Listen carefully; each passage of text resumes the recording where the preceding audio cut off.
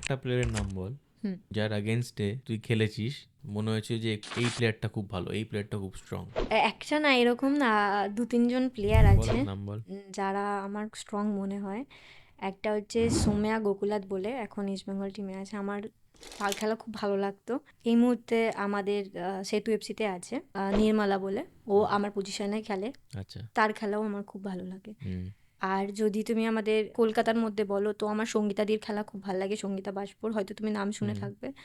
এই কয়েকজনের খেলা আমার খুব ভালো লাগে।